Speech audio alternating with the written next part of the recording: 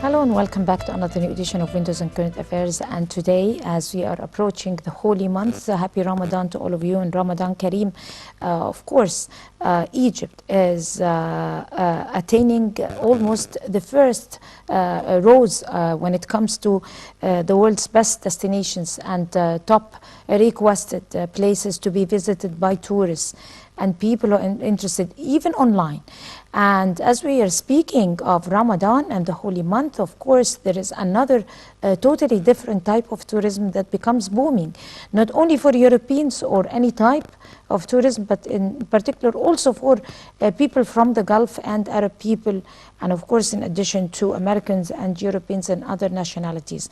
Of course, religious tourism is very much related to the holy month and related to other occasions also, like the holy trip, like other types of religious activities.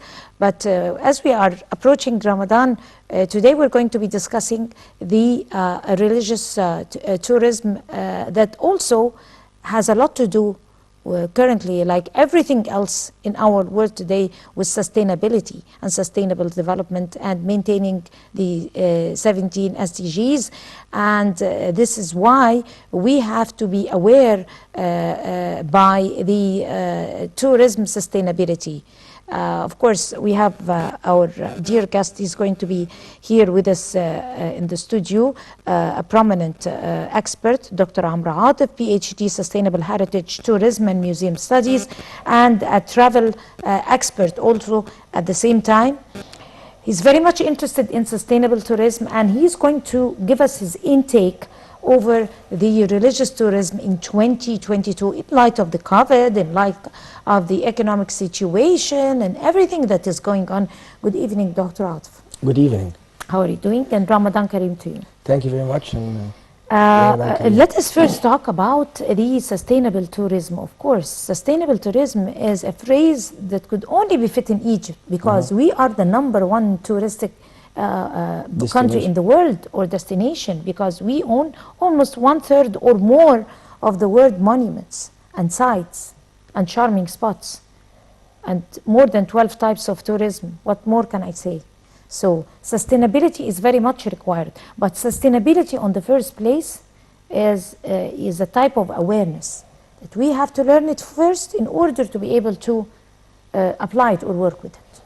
well, that's a very, very good point, because sustainability now is the trend worldwide, I have to say. And sustainable tourism is very important. Sustainability means protecting the sites and taking the utmost of it economically and protecting it and keeping it well preserved for the generations to come. Sustainable tourism in Egypt is important, and we have all the elements for successful tourism. We need to raise awareness of the local community. The government is doing very good steps with the preservation and the conservation of the sites, and you can see that wherever you go.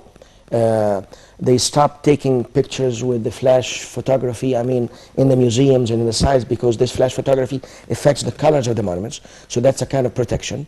The new museums are now very much protected, and raising awareness of the local community is engaging them in more in the activities.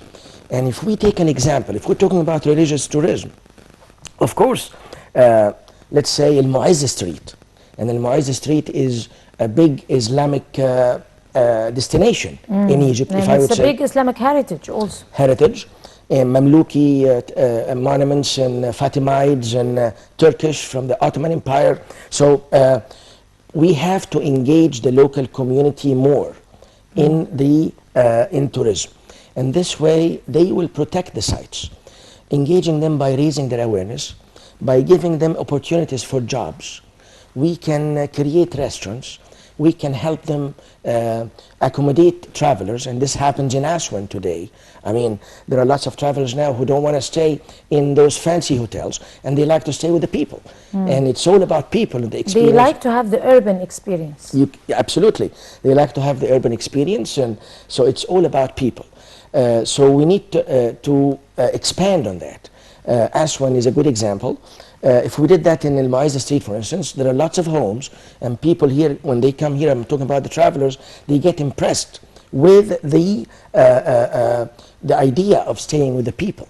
So we can help them and to stay in their homes. We can help them to have those new restaurants. Food is one of the very good elements. So we have lots of brands, like Egyptian food. We go back to Ramadan and we connect that to the food in Ramadan, for instance, all the desserts that we have. If we're talking about religious tourism, again in Ramadan, to lots of people, Ramadan means Egypt. And lots of travelers like to come. I'm talking about the travelers from the Arab countries, for instance. They like to come and celebrate Ramadan in Egypt. We can take advantage of that. I would say. Right. Before we delve into the religious experience or the religious touristic experience, we need to know why is it important to get aware, to become aware by sustainability when it comes to tourism. Why? Explain to the viewers. Well, because if we get aware of sustainability, we'll protect the sites. The deterioration. Is it the visitor or the inhabitant? Both. But I would say that the visitor have lots of awareness. When they come here, they are keen and they care. And I don't see the foreigners, when they come, the foreign travelers, really abusing the sites. But we can see that sometimes with the local visitors or the internal tourism. So we need to raise this awareness, because this way will protect the sites for the generations to come. And that's one of the main elements of sustainability.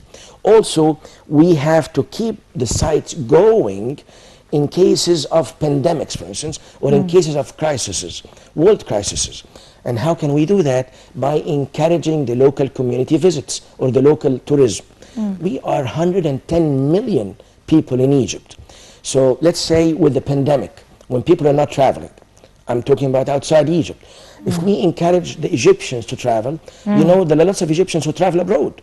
And I would say 6 million, the statistics say about 5 to 6 million Egyptians would travel abroad in the summer.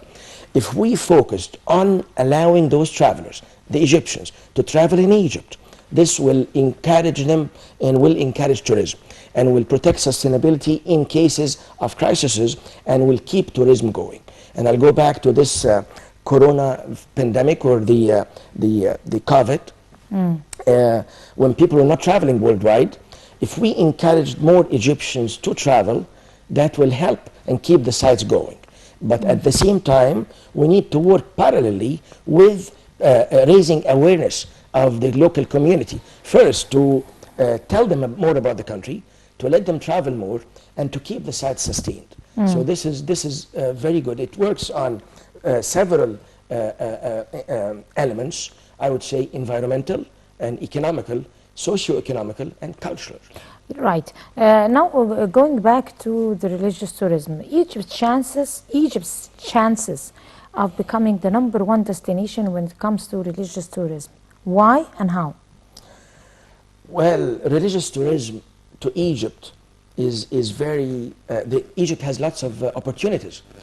If we're talking about Cairo, for instance, Cairo is known as the city of the 1,000 minarets.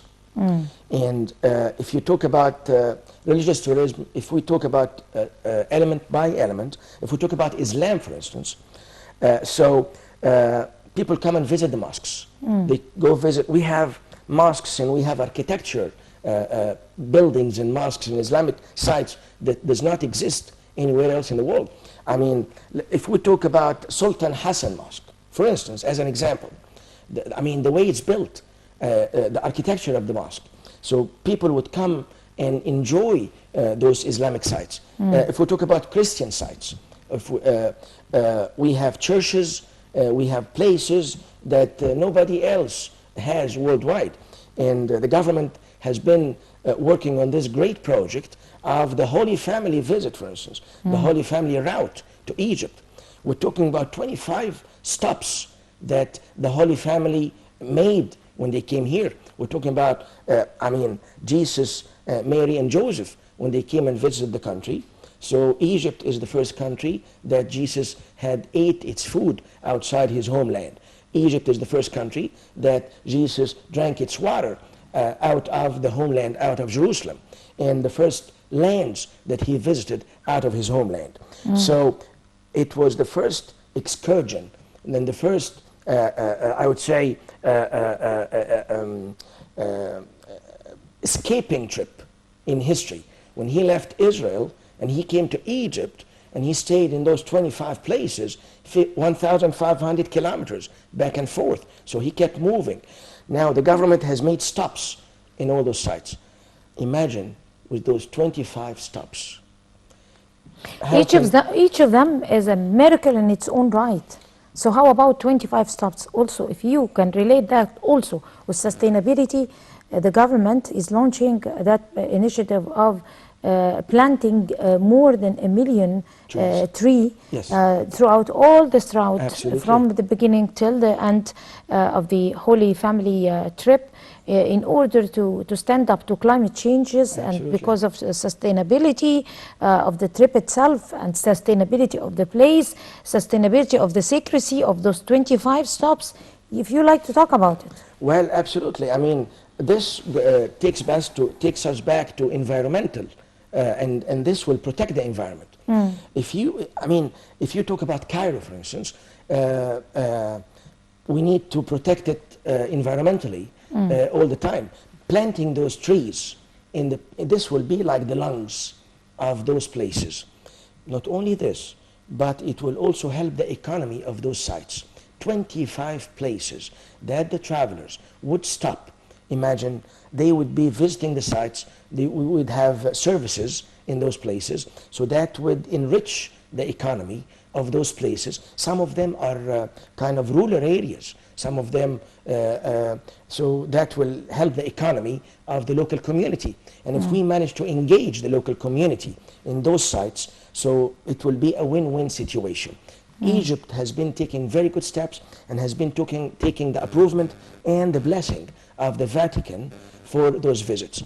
And I think this will be inviting, I would not call it religious tourism only, but spiritual tourism as well. Because people, everybody would like to, imagine when you tell somebody you're going to go visit the lands that Jesus visited in Egypt. And this will encourage more people to come. And the stories behind every stop. Absolutely. You know, every stop and those 25 different stops, it has a history. Absolutely. That is related in both books. I mean, in the Bible, Yes. it is related, and also in history. So it's very precious. Of course, and the Old Testament talked about those visits. The New Testament talked about those visits, and people know it by heart. And people study about Egypt in school. Well, they study about Joseph, they study about Jesus, and they know the trip. So that will encourage and hopefully invite more travelers to come and enjoy Egypt. This is part of the religious tourism, if we can say that. And those new museums that has been opened as well will encourage more tourists to come and will make travelers stay longer time in Cairo, for instance. Because in the past, people would come to Egypt and spend like 2 nights in Cairo and let's say a 4-night cruise. Well, this is not going to be the case anymore. People will come, and the plan is that they would stay also longer nights. So they can stay 2 or 3 nights, and it's already there, by the way. Most of the tour operators in Europe and in the US has increased the number of nights that they stay in Egypt. So they will stay like 3 or 4 nights in Cairo to be able to visit, let's say, the Nemik Museum, the National Museum of Egyptian Civilization, for instance. So, and visit the Grand Museum that will be opened in next November, inshallah. So imagine, I mean, the attraction points that we will have, both on the religious tourism and on the cultural tourism, which both also is protected and served by sustainability. Let us just explore together the most important sites, or the most charming sites, or rather important, mostly important sites that could be taken as best attractions for religious tourism for people. I mean, regardless of the month of Ramadan. Yeah. But talking about the most important, authentic places that are considered as religious, and at the same time, it is authentic. Like maybe there is Al-Azhar, Yes. and that particular district where Al-Azhar is located, Old Cairo, the Suspended Church, Yes. the Coptic Museum, different sites. So if you like to Shed the take a light. preview over those important, until now we only talked about Cairo and old Yes. Cairo. Yes. And regardless of talking about other governorates like in South Egypt and Upper Egypt and many other places in Alexandria. So let us review together those places. Well, if we talk about the sites in Egypt, we can talk about it for days For and days. days and days, of For course. days and days. The attractions, if we talk about Islamic attractions, Al Mu'izz Street is Very one beautiful. of, it's beautiful. And To those if who we- haven't seen Al Mu'izz Street, you should come and see it. Yes. Anywhere, any time in the year, If we- and especially in Ramadan. Al Mu'izz is one unique experience that you will never get except in Al Mu'izz and in Midtown, Old Cairo. Yes, and Ramadan nights in Al Mu'izz with the lights and with people hanging those decorations in the street. I haven't seen that any place else in the world. Well, it's not only about eating And and drinking. gastronomy that is related, it goes parallel Yes. with the place and environment. The Absolutely. food that you get in Egypt, you can never get it anywhere else. Absolutely. I mean, the food, the ceremonies, if we're talking about those kunafa, the shredded wheat, I mean, the pictures, even the pictures of the guy who makes the shredded wheat all the way with this hot surface and The he just- taste and the of it, aroma. and- yes, and the aroma, and if we talk about qataif, and if we talk about the bread pudding and Ali and all those desserts, you don't see it anywhere else. The food traveling is one of the attractions. And I think Egypt has lots of food to present and lots of It's a totally different experience when it comes to Egyptian cuisine. absolutely, absolutely, and it's all came from Egypt, by the way. Falafel is Egyptian. I mean, they talk about falafel. Very healthy also. Very healthy and nutritious. Koshari. When people come and ask about koshari day in and day out, it's nutritious and it's healthy. We're talking about noodles, we're talking about lentils and rice, and we're talking about tomato soup, tomato sauce. So people talk about koshari, and it's easy and healthy and clean. People don't like to eat the meat anymore. It's more into, because they're now talking about meat not being very healthy and maybe expensive too, but koshari I think is very good and very healthy, and I think Lots of protein. and lots of protein. The travelers like it, and they like to try it. And I remember this lady, she was a travel agent, and believe it or not, she came here, and that was like a couple of months ago, and all what she wanted is to try the food. And she owned a travel agency in the US of A, and she came, and I did with her like 3 days in Cairo. We kept eating and eating and eating and eating in all the restaurants. I don't want to say the names, but we're talking about kebab, and we're talking about kafta, and we're talking about pigeons, and we're talking about koshari, and we're talking about falafel, and we're talking about shawarma. So all those actually was, I mean, it was quite a trip. So if we talk about food, Egypt has it all. If we talk about the sites that you were talking about, Al-Hussein district, and the people from the Arab countries, they do come to Egypt to celebrate the nights of Ramadan, and they know about it. And you see them all the time in Al-Fishawi coffee shop, for instance, and you can recognize our friends from Saudi Arabia or from Kuwait or United Arab Emirates or Bahrain or Tunisia or Algeria, you know, and I really I feel so happy when I see them, you know, traveling and enjoying Egypt. And it also, I think, creates kind of a bond between all the countries. I mean, when you see those travelers and they tell you how much they love Egypt and how much, you see the bloggers on the internet, I mean, talking about Egypt and talking about encouraging tourism. If we talk about Old Cairo, and you're talking about the church of St. Sergius, where they have the crypt where the Holy Family stayed, for instance, that's a place that you don't see anywhere else. In the synagogue, the Jewish synagogue, being the spot where Moses was found in the basket. I mean, we have lots of stories, and every place, I think, every inch in St. Egypt. Catherine, for example. St. Catherine by, Monastery. by winter time. I mean, people go there and they get impressed with the location of St. Catherine and Moses, the mountain of Moses, and they climb the mountain for the sunrise, and they do the camera ride there. I mean, There are lots of experiences. Traveling down the Nile from Luxor to Aswan, we're talking 120 miles from Luxor to Aswan or from Aswan to Luxor, and visiting the temples and the sites there. Herodotus, the historian, said that Egypt is the gift of the Nile. And this is a famous saying, but I don't know why this saying is very famous if he said something else about Egypt. And again, I'm talking about Herodotus. Well, he said that Egypt is like a candle that stays at the bottom of the Nile. And when the whole area around it is dark, well, this candle floats on the surface and lights the whole area around it. And when you think about it, it's absolutely true. That's very much true. Very much true. And add to that when we talk about religious tourism, who else could be much better exploring the best religious touristic experience except in Egypt? Yes. Because earlier in our history, ever since our history started, by the time of the pharaohs, yes, and unification, yes, and only one God, yes, Amun, yes, and that was by our ancestors, yes, the pharaoh ancestors. It was about religion. Yes. So this also has a significance. The idea of monotheism came from Egypt at the very first place, and Akhenaten is the one who started the monotheism, the idea of the one God, and everybody knows about it. Travelers, when they come here, actually ask about Akhenaten, and they ask about the idea of monotheism.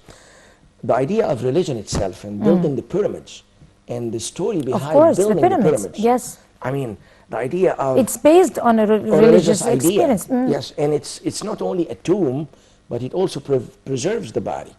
I mean, quickly, if we can talk about the pyramids, the idea of the pyramid being in the burial chamber, the body of the pharaoh or the king being in the burial chamber, you know, and when the sun rises and the rays of the sun goes through the shafts and hits the body of the king, merges together, and then the body goes to the hereafter or rises to the hereafter. This idea, we're talking 2600 BC.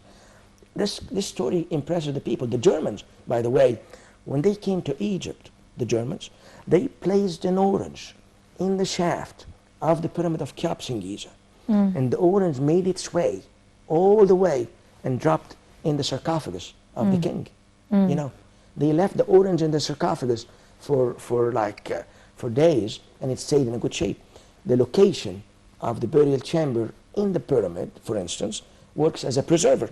That's one item. That's one idea. We talk about one pyramid out of the 134 pyramids, for instance, that we have all over the country. Imagine the undiscovered pyramids. Imagine Egypt in depth. Imagine the mummification.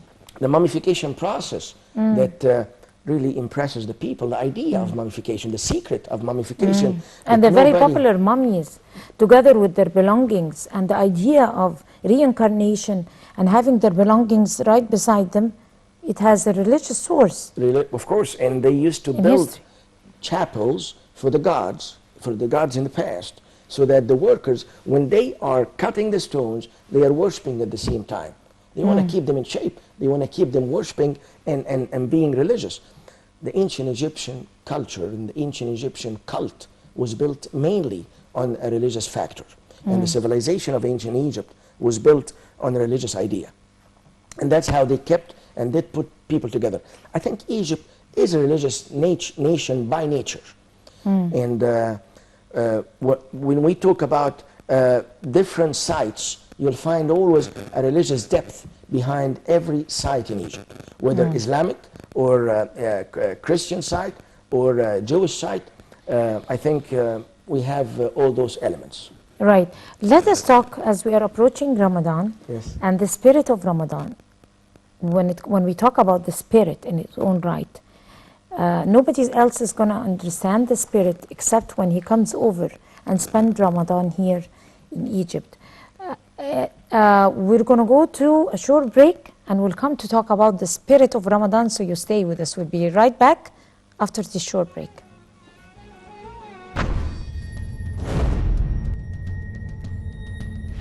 Well, we're still talking about the spirit of Ramadan. As we're running out of time, we'll have to get into our topic immediately, or the left topics for this very, very special episode.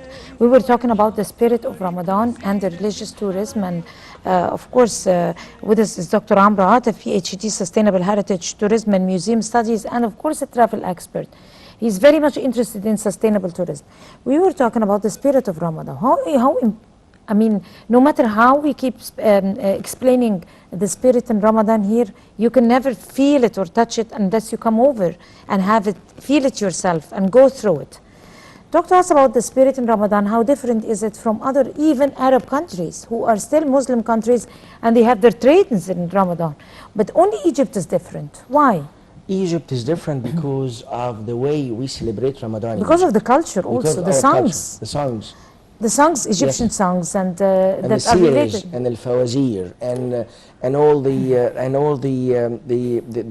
cuisine, the food that we have here in Egypt, the decorations in the street, the vibes of Ramadan. You walk around and you can smell Ramadan in the air, and people come for the ceremonies of Ramadan. And as I told you, you walk in Al Mu'izz Street or in Islamic Cairo, and you see all the people. I mean, staying all night long. Cairo is a city that never sleeps. I mean, you go to Europe and everything closes at 9 o'clock or 8 o'clock in lots of countries. But here, and especially in Ramadan, when you see people having al-suhoor and staying all the way to pray the sunrise, and also see the way people are celebrating and the food and the different culture that we have here. Also the religious atmosphere. If we're talking about praying and hearing the Quran and mosques. And in the mosques I'm very happy to hear the Egyptian sheikhs or priests reciting the Quran, because in the last 15-20 years you would see more of those priests or sheikhs from different countries reciting the Quran. But now you see now that people are listening to the Egyptian priests more, Abdul Basit and Al-Husari, and so I think those vibes you don't see anywhere else. And also the Ramadan tents and the ceremonies and the dancing and the music. I mean, I don't see any country that has Ramadan music, nobody, or Ramadan songs, or Ramadan series. People wait for Ramadan to celebrate. It's like celebrating the Christmas in London, or celebrating the Christmas or the New Year in Paris. I think Egypt would be a great example for celebrating Ramadan here. That, if we're talking about when people come during Ramadan, if we're talking about the Western civilization, I mean, Western countries, if we're talking about the US and Europe, for instance, when they see those vibes, those Ramadan vibes on social media and on TV, and they would like to come. And by the way, people follow, and they see, and they watch, and they learn, and they read. I'm talking about the travelers. So when they come, they always ask us, we want to eat the kunafa. We heard about the kataif. We heard about the bread pudding. We heard about this, how people celebrate Ramadan. And this opens stories, and they get excited, and they want to learn and see more. And even the Egyptian gowns. The Egyptian, of course, the Galabeya. They ask us all the time. And the accessories that are related. Of course, they ask us about the galabiyas and the colors. By the way, the travelers, when they come here, they want to know everything. And they want to know about the people. They ask about all the details. They ask about the colors of the galabiyas. Is this, they notice that people sometimes wear white galabiyas, sometimes they wear green or black. They ask us about the reason for wearing those gowns or those galabiyas. They ask about the dresses. And so I think Egypt has a culture that does not exist anywhere else in the world. And it's like a cake. I always say it's like a cake. So different layers. We're talking about pre-dynastic, prehistoric, and then another layer which is pharaonic, and then or ancient Egyptian, and then Greco-Roman, and then we're talking Byzantine, and then Christian, and then Turkish and Islamic and Turkish. And so it's like wherever you go, you find something, and you can explore more and experience the people. People always say about it's like a lifetime trip. Egypt trip is a lifetime trip. And That's true. And imagine, people tell you all the time that they've been wanting to come to Egypt since they were in school, since they studied about Egypt in school. So I think... What's special about the culture in Egypt is that it is not like any other Arab country that has its own very special culture that nobody understands it but the citizens itself. But the culture in Egypt is very much cosmopolitan. Absolutely. And it's very different because we have gathered so many dynasties and so many ages and so many cultures that have merged together and formed that special spirit, Egyptian culture. Absolutely. A very open-minded culture. Very open-minded, and all those civilizations that came and lived in Egypt has melted in the Egyptian society and got affected by the Egyptian society, but did not change it. They just blended in. The British stayed here for 75 years. We still drive on the left side of the road. We're not driving on the right side of the road. The French stayed here. The Turks, for 500 years. During the Ottoman Empire or the Turkish Empire. And then before that, the Greeks and the Romans, all those actually blended in and melted in the Egyptian civilization, got affected by the Egyptian civilization, but did not change it. And that's why they say that Egypt is the mother of the civilizations. It's a cosmopolitan country, and it's a cradle for all civilizations as well. Absolutely, absolutely. And you cannot say that Egypt is only an Arab country, because to us, the Arab countries would be like Saudi Arabia, United Arab Emirates, or Bahrain. You cannot say that Egypt is like an African country, because African countries to us will be like Kenya, Tanzania, Zimbabwe, which is all countries that we love. You cannot even say that Egypt is a North African country, because still to us, North African countries will be like Tunisia, Algeria, Morocco. But when you come to Egypt, it's different. It has its own scent and its own culture and its own taste. And people feel it, by the way, and they just enjoy it. That's true. On that very happy note, unfortunately, we'll have to end it here as we ran out of time. Dr. Amr Atef, PhD, Sustainable Heritage, Tourism, Museum Studies, and also a travel expert. Would like to thank you so much. Thank you. And Ramadan Kareem to you and your family. Thank you. Have a beautiful month. Thank you very much. And Ramadan Kareem to you and your family too, and to everybody who's watching. Our pleasure. And I guess this is where we end this edition of Windows and Current Affairs. Many thanks to all of you. Happy Ramadan. Stay safe until we see you again next week in Ramadan. That's a goodbye.